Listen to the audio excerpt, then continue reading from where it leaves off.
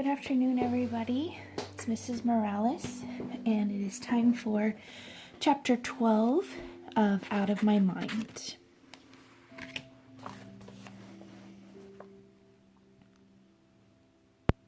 There we go. By the end of October, the inclusion program had been expanded.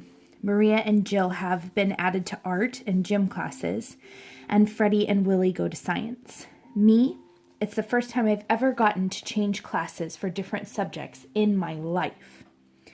Now when the bell rings, instead of wondering what's happening out there in the halls, I'm out there too. It's awesome. I plow through the crowds in my electric chair like a power mower in thick grass.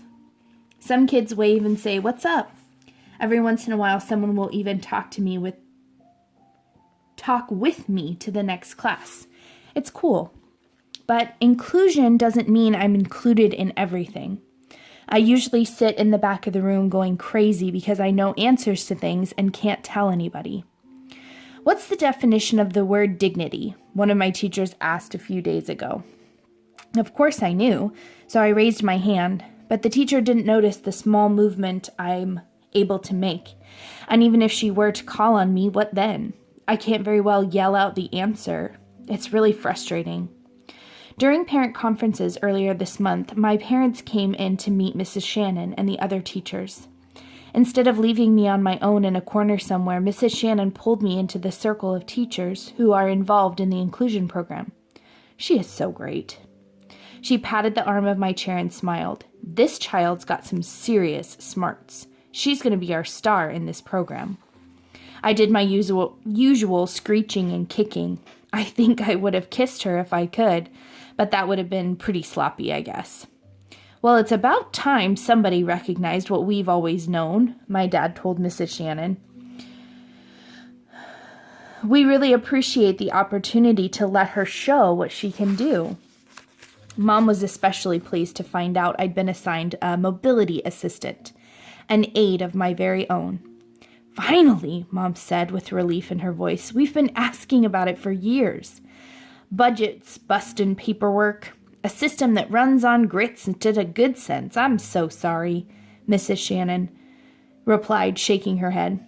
I'm trying to get all the students in H5 the services they need, but I smacked an aide for Melody way at the top of my list, and we'll see how it goes. I'm expecting a wonderful school year. So cool, I tapped out on my board. An aide, wow. This person's job would be to take me to classes, sit with me, and help me participate. I wondered what she'd look like, or maybe it'd be a guy. Would he be cute and young, or old and grumpy? The very next day, my new aide was at school before I was, chatting with Mrs. Shannon in room H5, as we kids were wheeled in. She came right over to me and took my hand. Hi, Melody. I'm glad to meet you. My name is Catherine. I go to the university, and I'm going to be your deals and wheels every day. She talked to me like I was just like any other student, not some kid in a wheelchair.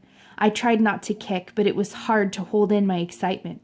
Cute t-shirt, she said, as she checked out my Tweety bird on front of my lavender top Mom had bought for me. I pointed to thanks on my board. What's your favorite color? She asked then. I pointed to purple, but then quickly slid my thumb over to green. I grinned at her. You're quick, Melody. I can see we both like weird colors. We're going to get along fine. Catherine was dressed in purple tennis shoes, green tights, a purple suede skirt, and the ugliest green sweater I've ever seen. I wanted to tease her about her outfit, but I didn't want her to think I was mean. After all, I'd just met her.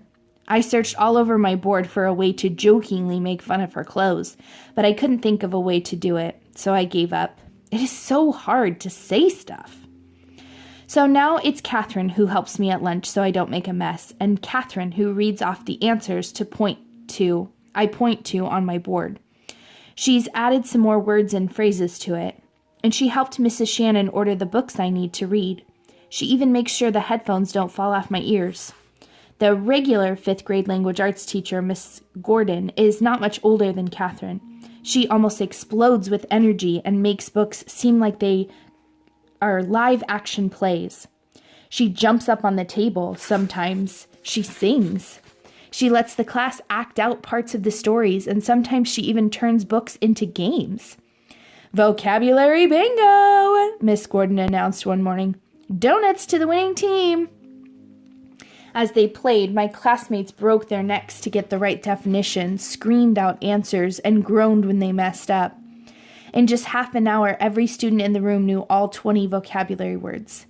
Miss Gordon gave donuts to the losing teams, too, but the winners got the ones with the chocolate sprinkles. I knew all of the definitions, but the other kids moved too fast for me. Chocolate would have made a mess on my clothes anyways. One unusually warm day this week, Miss Gordon brought in fans and spray bottles of water and let us eat popsicles in class. Orange ones, of course, in honor of Halloween. While she read poems about pumpkins and ghosts. Catherine held my popsicle for me with a paper towel under my chin. We didn't spill one drop. Miss Gordon does other cool things too. Like when she decided the class would read the story of Anne Frank, she had kids take turns squeezing into a small space she had built under a table so they could understand how Anne might have felt. I couldn't do that, but I got the idea. And she assigned other great books this semester. I'm listening to Shiloh by Phyllis Reynolds Naylor and The Giver, hey, by Lois Lowry. And there's one called Tuck Everlasting. The kid never gets to grow up. Staying a child forever is not as cool as folks may think. Because of Mrs. V, I could actually read the books, but the print is very small, and it's hard for my eyes to stay on the right line, and nobody has figured out the best way for me to hold on to a book without it falling to the floor a million times. So I usually choose the audiobook instead of the written version. I can even take tests now. Catherine reads me the questions, and I point to the answers on the sheet she places on my tray. I pass every single test, and she doesn't help me one single bit. I would probably get 100% on each one, but some of the questions require long answers. I just can't explain with the words on my board. One time in spelling, Miss Gordon read the words aloud, and I pointed to the letters on my board. Catherine wrote down what I pointed to so I could follow along with the test. Claire and Molly, who are always watching me, it feels like, began to complain. "It's not fair," Claire cried, waving her hand to get Miss Gordon's attention. "Catherine cheats for her," Molly added. What is it with those two? Is it that they're jealous of me or something? That's just plain crazy. At the same time, I realized that they actually thought I had it easier. That sure was a first. Last Monday morning, Miss Gordon told the class, "As some of you may know, because I do this every year, our long-range 5th grade project this year is our biography unit. We will read the biographies of famous people, do a report on a famous person of your choosing, and each of you will write your own autobiography." Well, it's got to be short. What can you do in 11 years? Connor, the big kid, shouted out. Everybody laughed. "In your case, Connor," Miss Gordon replied, "I'm sure you'll think of way too much." "Can I do my report on the guy who invented hamburgers?" Connor asked, to more laughter. "I doubt if we know who made the first burger, but you can do your report on the person who founded McDonald's. He got rich off of hamburgers and fries." "Awesome! My kind of dude," Connor said.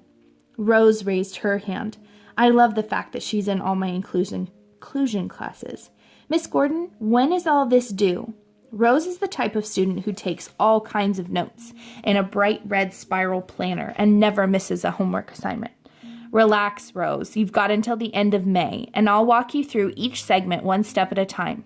Tomorrow we'll talk about how to write your memories." Rose seemed satisfied, but I noticed she scribbled almost a whole page in her notebook. I'd give anything to be able to do that. But working on stuff the teachers in the regular classes assign is just plain awesome. History class is even better than language arts class, even though the teacher, a man named Mr. Deming, has none of Miss Gordon's spark. Balding and pudgy, he's been teaching at the school for over 20 years, and kids say he's been absent not even once. Clearly, he loves what he does. His car is always in the parking lot when our bus rolls in, and always there when we leave for the day. He dresses like a TV preacher, in 3-piece suits with vests most days. I've never seen him without a crisp white shirt and a colorful tie. I wonder if his wife picks them out. Some of them are really sharp. Mr. D loves history. He can quote facts and dates and wars and generals like somebody on a game show. I bet he could win Jeopardy! The other students don't seem to like Mr. Deming much. They call him Mr. Dimwit Dimming behind his back. I think that's sort of mean because Mr. D is really smart enough to run the quiz team. When Mr. Deming got to American presidents in class, I rocked. He gave the students a list of presidents and all the vice presidents and told us there would be a test in a week. Catherine read the names to me several times. I've never even heard of some of these men, she admitted to me as we went over the list for the first time. Hannibal Hamlin was Abraham Lincoln's first vice president? Who knew? I memorized them all. When Mr. Deming gave the test, all I had to do was point to the right answer. He checked to make sure that Catherine wasn't helping me. I even finished before some of the others. While Mr. D was returning the test papers, he gave the class a few minutes of free time to sharpen pencils or stretch or talk. I was surprised to see Rose walking towards my desk. "How did you do on the test, Melody?" she asked. "I only got a 75. She looked disappointed. I'd gotten an 85, but I was so excited that she'd come over to me that I got all mixed up, so I pointed to 5, then 8 on my board. She touched my arm, her eyes full of sympathy. "Don't worry," she said. "You'll do better next time." And she did this right in front of Molly and Claire and the rest of the class. There was no way I was going to tell her that I had really gotten a good score on the test. I tried to think of something to say so she'd stay longer. Pretty in shirt was all I could come up with using my lame board. I sure could use a word choice like cool outfit, but somehow Mrs. V had overlooked that one. But Rose beamed. "You look really nice today, too."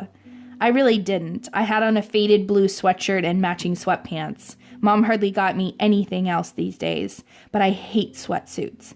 If I could choose, I'd wear blue jeans with a sparkly decal and a blouse with decorated buttons and a vest. But I had no way to tell Rose that, so I just pointed to "thank you."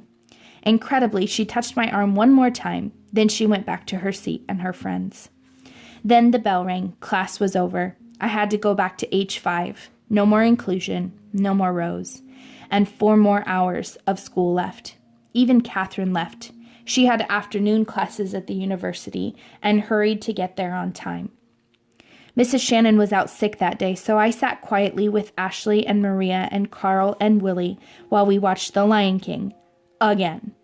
I've seen it a million times. I can quote it. Then the substitute teacher gave us a math lesson. Addition. Again. When am I ever going to get to do long division? I wondered what Rose was doing. It was a very long afternoon. And that is it for chapter 12. Thank you guys for listening. I hope you're having a wonderful day. Take care.